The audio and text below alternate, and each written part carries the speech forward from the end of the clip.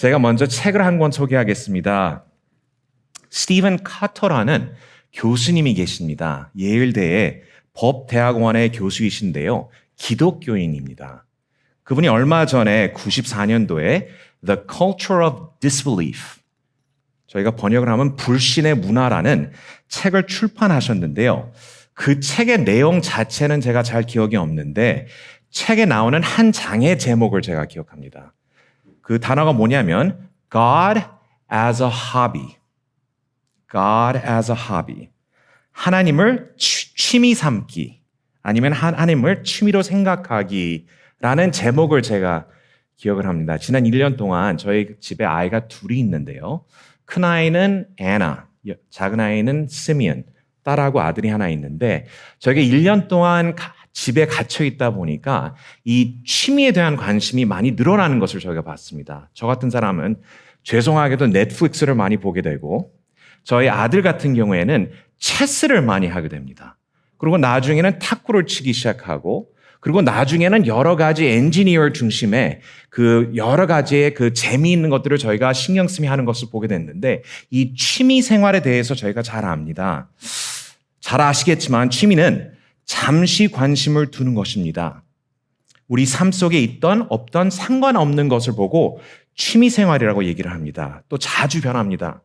하루는 운동, 그 다음에는 여행, 또 다음에는 음악 등등 시시때때로 변하는 것이 취미라고 얘기할 때 하나님을 취미라고 생각하시는 분들 인정은 안 하고 우리가 그런 고백은 안 하겠지만 삶 속에 하나님이 임시로 종종 변하는 우리의 취미 생활이 되는 것을 저희가 볼 수 있습니다. 많은 사람들이 하나님을 취미로 생각할 때 필요할 때는 관심을 두고 우리가 너무나 어려운 일이 닥칠 때는 기도로 앞으로 나아가지만 필요 없다고 느껴지거나 아니면 잊어버리거나 그리고 원하는 것 이상의 시간을 요구하고 삶을 우리 삶 속에 차지하기 시작하면 그만 그를 잊어버리고 나중에 앞으로 나아갈 때 하나님을 포기하고 나아가는 사람들을 저희가 종종 보게 됩니다. 특별히 지난 1년 반에 오랫동안 어려운 시기를 지나가면서 우리가 원치는 안 했지만 생각으로 우리가 정한 것은 아니지만 하나님이 이젠 우리 뒷자리에 쓰는 모습을 우리 자신 속에 찾아볼 수 있는 분들이 없지 않나 저는 질문을 먼저 드리고 시작하기를 원합니다. 그러나 하나님께서는 우리의 모든 것을 원하십니다. 주님만을 사모하고 바라보는 것을 하나님께서는 분명히 말씀 속에 보여주실 때 오늘 말씀과 내일 말씀 속에는 저는 그 캐릭터를 하나 찾아서 저희가 거기에 나오는 하나님을 사모하는 모습을 같이 묵상해 보기를 원합니다. 우리가 예수님 앞에 선 그 모습을 이 말씀 속에서 찾아보게 되는데요. 요한복음 12장은 놀라운 사건을 기록합니다. 11장에서 나오는 마리아는 호라비 나사로가 죽은 후 깊은 슬픔 속에 예수님께 말합니다. 주님께서 여기 계셨더라면 내 오라버니가 죽지 아니하였겠나이다 라고 말씀할 때 얼마나 그를 사랑하셨는지 예수님께서 불쌍히 여기시고 눈물을 흘리셨다고 기록되어 있습니다. 예수님께서 나사로는 다시 살려주신 데 대한 감사의 뜻으로 잔치가 준비되었다고 하는데요. 많은 사람들이 모여 교제하는 중에 우리가 상상치 못할 사건이 일어나게 되는 모습을 저희가 12장 이 첫 부분에서 찾아보게 됩니다. 마리아가 분명히 그 잔치상을 마련하고 모여 있을 때 나타나는 모습을 저희가 보게 됐는데요. 손에 무엇을 들고 예수님 앞으로 나아가는 모습을 저희가 보게 됩니다. 그리고는 손에 들고 있던 향유를 예수님 발에 붓고 자기의 머리로 예수님의 발을 닦기 시작하는 모습을 우리가 말씀 속에 볼 때 이 놀라운 행동, 그 자리에 참석했던 많은 사람들도 이해하지 못하고 놀라운 사건인 것을 우리가 오늘 요한복음 12장에서 볼 수 있습니다. 여기에 대한 헌신의 모습이요, 사모의 모습을 저희가 생각하게 된다면 우리가 이 헌신의 모습이 어떤 모습인가라는 질문을 저희가 던지게 되면 이렇게 저희가 시작할 수 있을 것 같습니다. 분명히 예수님을 얼마나 사랑했는지 이 마리아는 물질적 헌신의 모습을 저에게 보여주고 있습니다. 요한이 기록하기에 이 향유는 지극히 비싸고 순전한 향유라고 말하고 있습니다. 순전하다는 뜻은 불순물이 섞이지 않은 고급품이라는 것을 저에게 말씀해 주실 때 그만큼 비싼 거라는 것을 저에게 밝히고 있습니다. 나중에 유다의 말로서 얼마나 비싼지 알게 되는데요. 300데나리온이 된다고 말합니다. 노동자의 1년 봉급이라고 저희가 생각하면 대강 맞다고 말씀드릴 수 있는데 참으로 귀한 선물인 것을 저희가 인정할 수밖에 없습니다. 이 마리아의 헌신의 모습은 물질과 재산을 아끼지 아니하고 예수님 앞에 사모하며 바치는 헌신의 모습을 저희가 볼 수 있습니다. 사실은 여기서 설교를 마칠 수 있겠지만 여기에 나오는 말씀을 저희가 생각해 본다면 이 헌신의 모습은 물질적인 것은 우리가 인정할 수밖에 없지만 그 모습뿐만은 아니라는 것을 저희가 알 수 있습니다.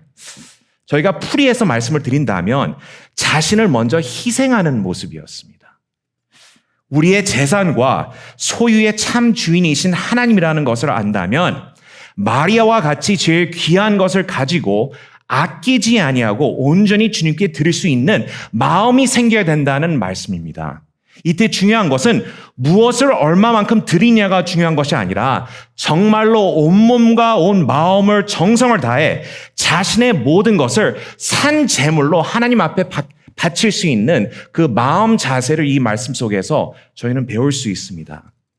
같은 사건을 기록한 마가복음 14절 8절의 말씀에는 그가 한 일에 대해서 예수님께서 풀이해 주실 때에 그는 힘을 다하여 할 수 있는 모든 것을 다했다고 말씀해 주고 있습니다. 여기에 감사한 것은 우리의 탤런트에 따라서 앞선 사람의 일을 받아주신다고 말씀하지 않았습니다. 제일 나은 것만 좋다고 생각하지 않으셨습니다. 비싼 것만 좋다고 말씀하시는 것이 아니라 우리 모든 사람의 제일 바칠 수 있는 모든 것을 바쳤다는 예수님의 인정을 저희가 이 말씀 속에서 찾아볼 때 모든 것을 희생하는 그 헌신의 모습인 것을 저희가 찾아볼 수 있습니다. 그러나 이건 헌신의 모습뿐만 아니라 희생하는 것뿐만 아니라 자신을 부인하는 헌신이었습니다. 3절에 말씀하시기에 마리아는 지극히 비싼 향유, 곧 순전한 나드 한 그릇을 가져다가 예수의 발에 붓고 자기 머리털로 그의 발을 닦으니 향유 냄새가 집에 가득하더라라고 말씀합니다. 이 말씀에는 발에 집중을 하는데요. 분명히 여러분들도 잘 아시겠지만 발이 그 시대에는 몸에 제일 더러운 것이라고 인정하고 있었습니다. 지금도 마찬가지겠지만 그때는 이런 신발이 없었습니다. 샌들만 신고 다닐 때 우리가 분명히 발이 더러워서 나중에 어느 사람의 집에 가게 된다면 그의 종이 우리의 발을 먼저 씻겨주는 모습을 저희가 종종 찾아보게 되는데요. 이분은 그 여자의 머리를 가지고 그의 영광이라고 불리는 머리를 가지고 그 아름다움을 상징하는 그 머리를 가지고 그럼에도 불구하고 마리아는 그의 머리로 예수님의 발을 씻었다는 것을 우리에게 밝혀주고 있습니다. 사람들이 이해를 못할 행동이었습니다. 칭찬과 존경을 받을 만한 일이 아니라 놀림과 책망받는 일을 저희가 이 장면에 보게 되는데요. 마리아는 주변 사람들의 인정과 존경을 원하지 아니하고 오로지 예수님을 기쁘시게 하는 것이 목적인 것을 저희 말씀 속에 찾아볼 수 있습니다. 그 앞에는 보이는 것이 다른 사람들의 생각이나 다른 사람들이 우리의 쳐다보는 모습이 아니라 예수님만 기뻐하시고 행복하신다면 우리는 그분을 위하여 모든 일을 할 수 있다는 마음 자세를 가지고 자기 자신을 부인하는 사람이었습니다. 다른 사람의 인정이 아니요, 다른 사람의 칭찬이 아니요, 자기의 원하는 것을 부인하고 예수님 앞으로 나아갈 때 예수님만 기뻐한다면 우리는 모든 일을 할 수 있겠다는 마음 자세를 가지고 나아간 분이었습니다. 희생의 헌신, 그 다음에 자기 자신을 부인하는 헌신이었는데요. 그 헌신의 모습을 다시 한번 생각한다면 자신을 잊어버리는 헌신이었습니다. 자기 자신을 잊어버리는, 자기의 물질을 다해 온전히 주님께 바친 마리아는 주위 사람들의 눈과 귀를 의식해서 행하는 것이 아니라는 것을 저희가 말씀을 통해 볼 수 있습니다. 자신의 이익과 얻을 것을 계산한 행동이 아니었고 쉽게 말해서 자신을 잊어버리고 예수님만 집중하는 행동이었던 것을 저희가 이 말씀 속에 보게 되는데요. 어떤 목사님이 말씀하시기에 이 시대는 우리가 지금 사는 이 시대는 자신에게 취한 시대일 때에 예수님을 따라가는 것이 아니라 자기 이익을 따라가고 예수님을 쳐다보는 것이 아니라 예수님을 이용하는 시대라는 것을 우리가 종종 볼 때가 있습니다. 사실은 우리 자신을 너무나 생각하죠. 제가 말이 부족하다 보니까 여기 지금 제가 쓴 글에 너무 집중하는 것 같아요.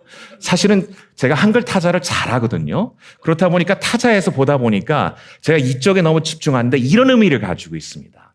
제 아들 얘기만 하는 것 같아서 죄송합니다. 근데 제 아들이 3살 반 정도 될 때부터 축구를 했습니다. 근데 축구를 꽤 잘해. 아빠를 닮아가지고 운동을 잘하는데 한 번은 3살 반쯤에 2골을 넣고 나서 모든 것을 마치고 나서 나오는데 제가 칭찬하면서 잘 받아주니까 걔가 나한테 하는 얘기가 뭐냐면 Daddy,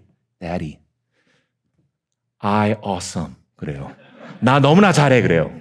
근데 거기서 끝나는 것이 아니라 Daddy, I awesome 하고 나서 그 다음에 하는 얘기가 뭐냐면 Daddy, those guys no good 그래요. 다른 사람들 너무나 못해요 그래요. 근데 그 3살 반짜리가 자기 자신을 생각하면서 자랑하는 모습은 그때는 귀엽게 보이는데 문제는 우리의 믿는 자들이 우리 자신을 언제나 쳐다보면서 우리의 이익을 찾고 우리가 생각하는 모든 것을 생각하는 것이 우리 먼저 시작할 때 분명히 여기에 나오는 말씀은 예수님께 취한 마리아의 모습 속에 우리가 그런 사모의 모습이 닮아가야 된다는 것을 강조하고 있습니다. 우리 자신에 대한 취한 것이 아니라 예수님께 취한 마리아의 모습을 우리가 볼 때에 우리는 그 모습을 따라가는 게 하나님의 뜻이라는 것을 말씀 속에 찾아보게 됩니다. 여기 참 중요한 단어가 하나 있는데요. 이 종교 개혁자들이 우리가 10월 30일 얘기하면 보통 할로윈을 얘기하는데 10월 30일이 종교 개혁 기념일이라고 믿는 자들은 종종 얘기합니다. 그때 외쳤던 5 솔라라는 것을 잘 아시죠? 이 솔라라는 단어들이 있는데 거기에 첫 번째 거는 오직 성경이었습니다. 오직 성경이란 성경만이 최고의 권위를 가진 하나님의 말씀이며 모든 것 앞서서 주장되어야 한다는 것을 강조하는 단어였습니다. 근데 이 솔라라고 불리는 이유는 뭐냐면 그 라틴어를 빌려가지고 오직이라는 의미를 가지고 있는데 그 2번째 단어는 오직 은혜라는 단어가 있었습니다. 그렇죠? 오직 은혜란 구원은 인간의 행위가 아니라 전적인 하나님의 은혜로 받는 것이라는 것을 인정하고 가르쳐 주시는 내용이었습니다. 3번째는 오직 그리스도라고 합니다. 그렇죠? 오직 그리스도는 구원의 길은 십자가에서 우리 대신 죽으신 예수님, 오로지 예수님으로 인하여 얻음을 갖는다는 것을 가리키게 되고 4번째로서 오직 믿음은 구원의 은혜는 오직 믿음을 통하여 받고 다른 어떤 것이 요구되지 않음을 우리에게 밝혀줍니다. 마지막에 솔라를 저희가 얘기한다면 오직 영광인데요. 오직 영광이란 우리의 삶과 구원 속에 모든 영광은 인간이 아니라 하나님께서만 홀로 받으셔야 된다는 가르침이었습니다. 근데 이 5가지를 중요시 생각하고 많은 교회나 많은 분들이 가르치시는데 여기에 또 종교개혁 시대에 또 하나의 문구가 있었습니다. 여기 5 솔라에는 인정이 안 되는데 이 모토가 종교개혁자들의 신학사상에 저희가 볼 수 있는데요. 그 문구는 라틴어로서 코람 데오였습니다. 코람 데오. 이 코람이란 뜻은 앞에서, 데어라는 단어는 하나님 앞에서라고 번역할 수 있으며 하나님의 임재를 의미합니다.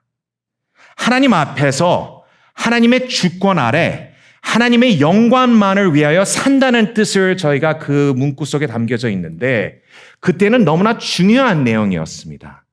우리의 삶 속에 가지고 있는 신학 사상 자체가 하나님 앞에서 살아야 된다는 것을 강조하는 종교 개혁자들의 가르침을 저희가 기억하게 된다면 우리는 단 한 분을 위하여 살게 돼 있습니다. 우리를 자신을 위해서 하는 것이 아니라 다른 분들을 위해서 사는 것이 아니라 모든 것을 바치고 자신을 잊어버리고 그의 기쁨만을 바라는 모습을 두고 코람데어라고 말씀드릴 수 있습니다. 이 시대에 필요한 모습이라고 말씀드리고 싶은데요.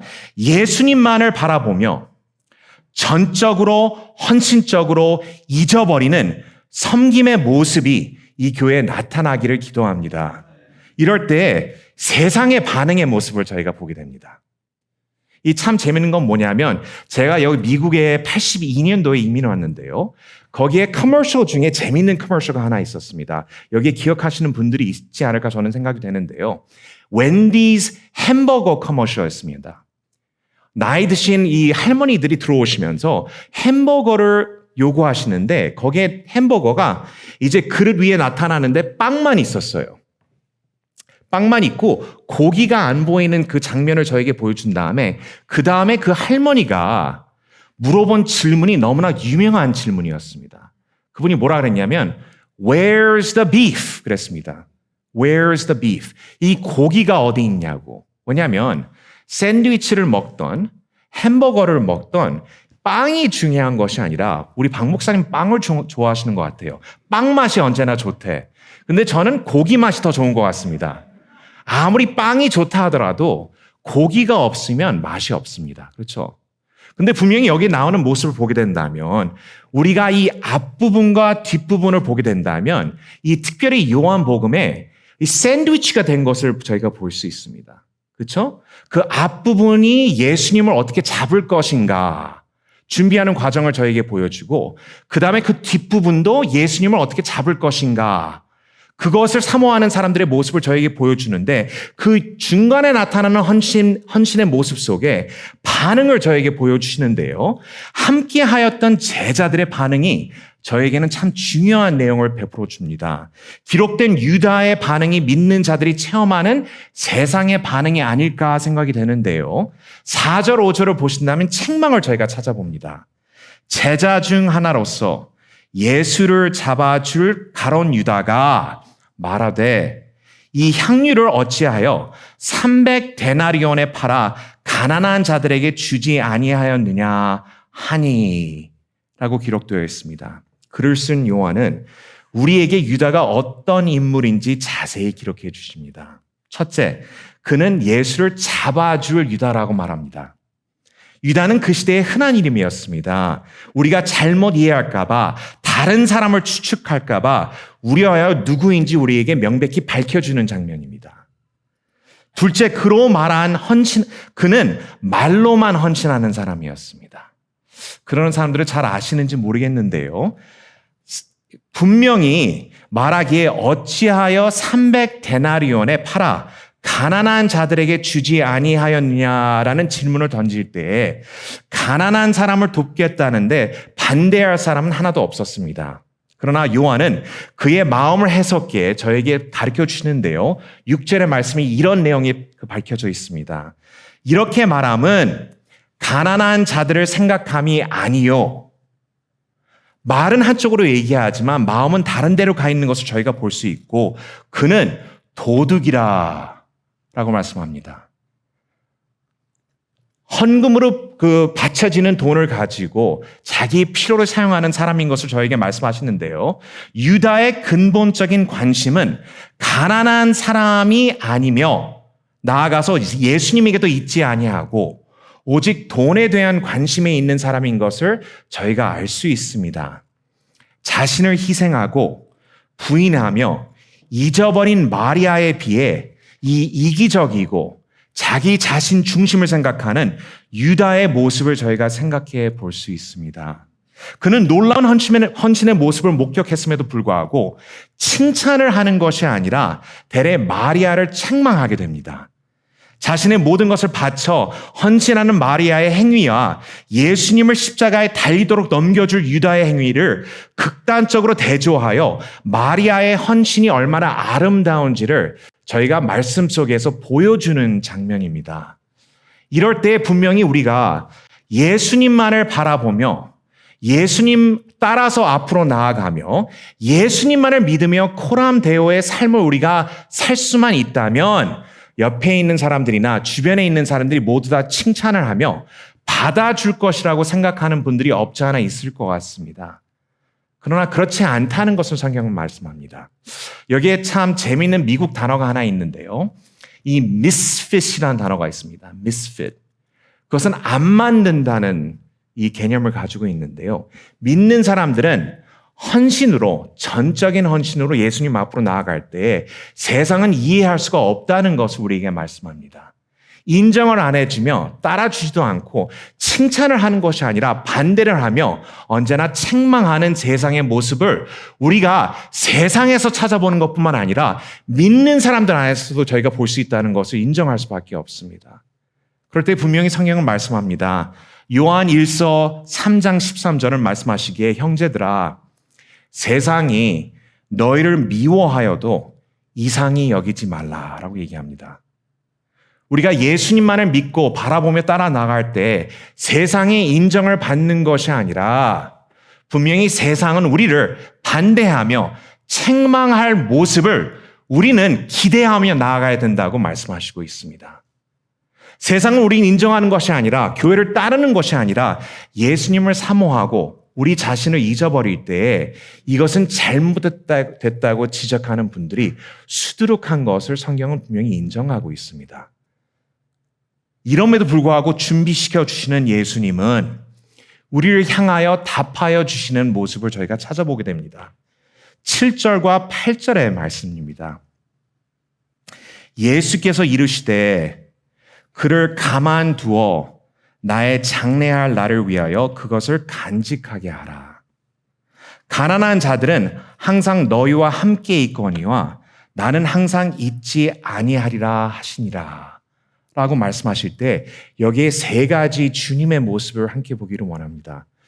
우리가 예수님만을 바라보며 나아갈 때 세상은 인정 안 해줄지 몰라도 예수님께서 보여주시는 모습은 세 가지인데요. 하나는 주님의 보호를 저희가 볼 수 있습니다. 두 번째로서는 이 동참의 축복을 베풀어 주십니다. 그리고 마지막으로서는 이 전적인 헌신의 모습에 우리의 모델이 되어주시는 것을 저희가 볼 수 있습니다. 하나씩 저희가 말씀 나누기를 원하는데요. 이 주님의 보호를 그를 가만두어라 라는 말씀 속에 찾아볼 수 있습니다. 그를 가만두어라. 예수님의 보호의 말씀입니다. 세상적인 인정을 받지 못한다 하더라도 예수님께서 우리에게 답하실 때 그를 가만두어라 라고 말씀하시며 마리아의 대변자가 되십니다.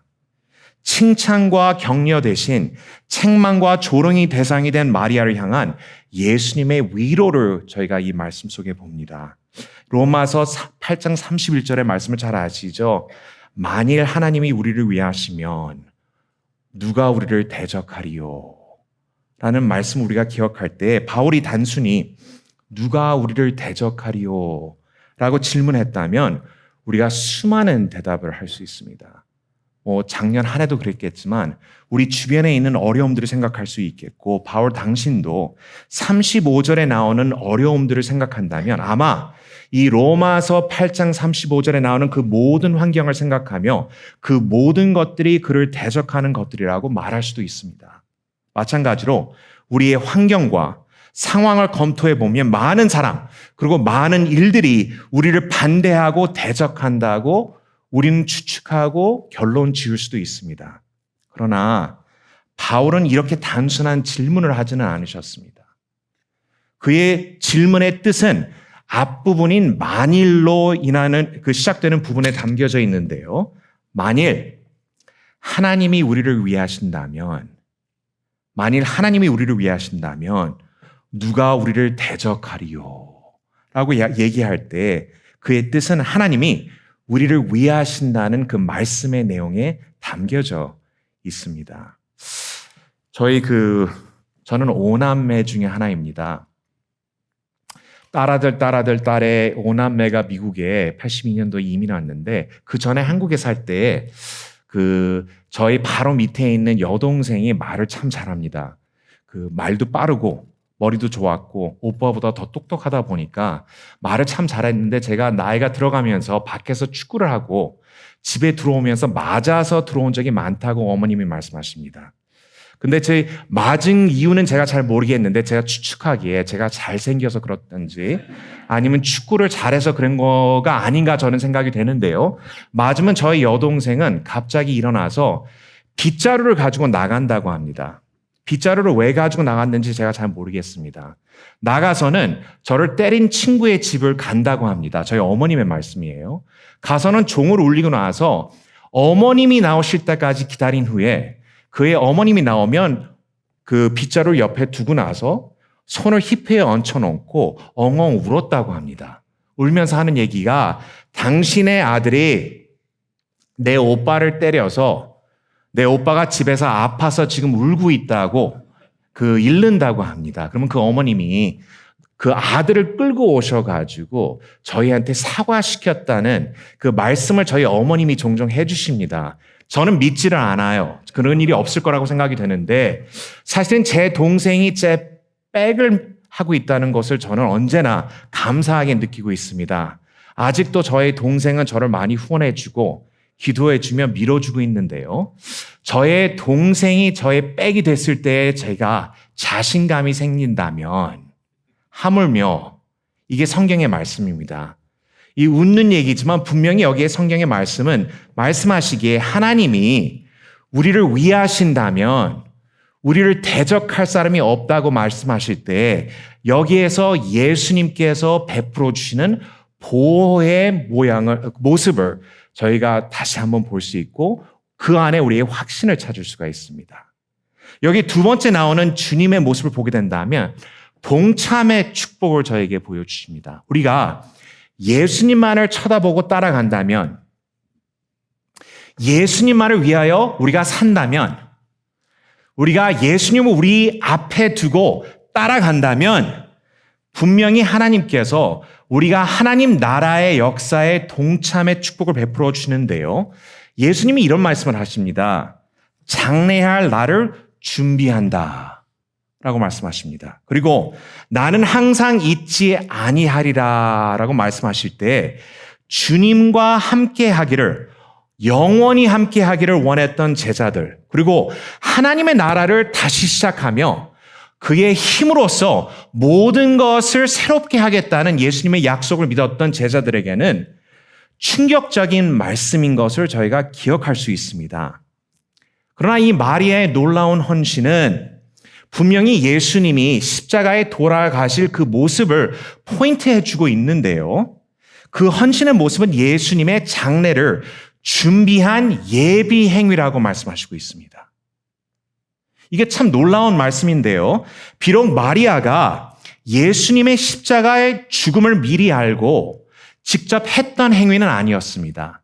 이 헌신의 모습이 예수님의 칭찬을 받거나 예수님의 축복을 받기 위해서 했던 일이 아니었던 것을 저희가 기억한다면 이 전적으로 헌신할 때 예수님의 구속사역에 동참할 수 있는 특별한 축복을 받게 된 것을 저희가 볼 수 있습니다. 이곳의 중요한 원리를 저희가 찾아보게 되는데요. 많은 젊은 친구들을 저희가 보게 된다면 하나님의 뜻을 이해하고 싶다고 얘기를 합니다. 하나님께서 저에게 밝혀주시기만 한다면 하나님께서 보여주시기만 한다면 따라가겠다고 고백하는 친구들이 많은 것을 저희가 보게 되는데요. 여기에 나오는 성경적인 원리는 그 반대라는 것을 저희가 느껴볼 수 있습니다. 하나님의 뜻을 충분히 이해한 후에 그의 뜻을 따르는 것이 아니라 여기에 나오는 모습은 하나님만을 바라보며 하나님만을 의지하고 하나님의 영광만을 사모하며 그의 얼굴을 우리 앞에 두고 따라갈 때에 그를 섬길 때에 그의 뜻을 이해하며 동참하게 된다고 말씀해 주시고 있습니다. 이게 거꾸로 됐다는 얘기입니다. 우리가 하나님의 뜻을 먼저 이해하고 그의 뜻을 따라가는 것이 아니라 우리의 앞에 주신 하나님의 축복을 감사드리며 앞에 주신 하나님의 사역을 우리가 잘하고 열심히 하며 따라간다면 예수님만을 의지하고 예수님만을 사모하며 예수님의 영광을 바라며 우리가 따라간다면 하나님께서 그의 길을 보여주시는 것뿐만 아니라 동참할 수 있는 축권을 베풀어 주신다고 말씀하십니다. 이 원리는 우리가 특별한 일을 하라는 것이 아닙니다. 큰 일을 하라는 것이 아닙니다. 분명히 말씀하시는 것은 예수님만을 바라보며 따라가라는 예수님의 말씀과 우리에게 가르쳐주는 모습을 저희가 보게 됩니다. 마지막으로 여기에 나오는 모습은 예수님께서 우리를 보호해 주시는 모습을 보는 것뿐만 아니라 이 동참의 축복만을 저에게 베풀어 주시는 것뿐만 아니라 이 전적인 헌신의 모습과 모델이 돼 주신다고 저희는 말씀드릴 수 있습니다. 이 마리아의 헌신은 앞으로 나타날 예수님의 헌신을 포인트하는 것입니다. 우리가 아무리 마리아가 잘했다고 말씀드릴 수 있겠지만 마리아의 헌신의 모습은 예수님의 헌신의 모습을 포인트하는 일에 불과합니다. 예수님께서는 우리를 위해서 죽으셨다고 분명히 성경은 말씀하시고 있습니다. 자신의 유익을 생각하지 않으셨다고 밝힙니다. 자신의 이익을 요구하지 않으셨습니다. 주의 인정과 칭찬을 바라지 아니하셨으며 오로지 우리를 위해 죽으셨다고 성경이 말씀하실 때 여기에 나오는 영어 단어는 뭐냐면 for us라고 나와 있습니다. for us. 자신을 위한 것이 아니라 우리를 위해서 모든 것을 바치고 헌신했다고 성경은 분명히 말씀하실 때 요한 1서 3장 16절에 그가 우리를 위하여 목숨을 버리셨으니 로마서 5장 8절에 비슷한 말씀이 나옵니다. 우리가 아직 죄인 되었을 때 예수님을 바라는 것이 아니라 예수님을 사모할 때가 아니라 하나님을 원할 때가 아니라 우리가 죄인 되었을 때 그리스도께서 우리를 위하여 죽으심으로 하나님께서 우리에 대한 자기의 사랑을 확증하셨느니라 라고 말씀합니다. 그러니까 우리가 이 마리아의 헌신의 모습이 아름답다고 말씀을 드리지만 그의 헌신의 모습은 예수님의 헌신의 모습을 포인트하는 데 불과합니다. 그리고 예수님께서는 자신의 이익이 아니라 우리를 위하여 모든 것을 바쳤다고 말씀하실 때 그의 모습을 따라가야 된다고 성경은 말씀합니다. 예수님으로 인하여 한때에 믿지 않고 연약한 자, 경건하지 않은 자, 그리고 죄인이라고 불렸던 우리를 그리스도로 인하여 하나님의 아들, 양자, 하나님의 자녀, 그리고 상속자로 만드셨다고 사도 바울은 말씀하실 때 그의 모습이, 그의 헌신이, 그의 모든 sacrifice가 우리의 모습이 되어야 된다고 성경은 가르쳐 주시고 있습니다. 예수님께서 그의 모든 것을 우리를 위하여 바쳐주셨기 때문에 갈라디아서는 우리에게 말씀하시기에 이제는 내가 사는 것이 아니요. 오직 내 안에 그리스도께서 사시는 것이라. 이제 내가 육체 가운데 사는 것은 나를 사랑하사 나를 위하여 자기 자신을 버리신 하나님의 아들을 믿는 믿음 안에서 사는 것이라 라고 고백을 합니다. 종교개혁 역사에 대해서 잠시 말씀드렸었는데요. 그때 그 요리 문답들이 준비되는 것을 저희가 볼 수 있습니다. 그 중에 유명한 요리 문답 중에 하나가 하이델베르그 요리 문답인데요. 거기에 질문 1번이 있습니다. 그 질문 1번이 여기에 나오는 모습을 정리해 주는 역할을 하는데요. 질문이 이렇습니다. 사나 죽으나 당신의 유일한 위로는 무엇입니까? 유일한 위로는 무엇입니까? 답은 사나 죽으나 나의 것이 아니요. 나는 나의 것이 아니고 몸과 영혼이 모두 신실하신 구주 예수 그리스도의 것입니다. 주께서 보배로운 피를 흘려 나의 모든 죄값을 치러 주시고 마귀의 권세로부터 나를 자유롭게 하셨습니다. 또한 하늘에 계신 아버지의 뜻이 아니고는 나의 머리카락 하나라도 상하지 않는 것처럼 주님께서는 나를 항상 지켜주십니다. 실로 이 모든 것이 협력하여 나의 구원을 이룹니다. 내가 주님의 것이기에 주께서 성령으로 말미암아 내게 영원한 생명을 보증하시고 지금부터 나의 온 마음을 다하여 기꺼이 주를 위하여 살게 인도하십니다. 라고 말씀하십니다.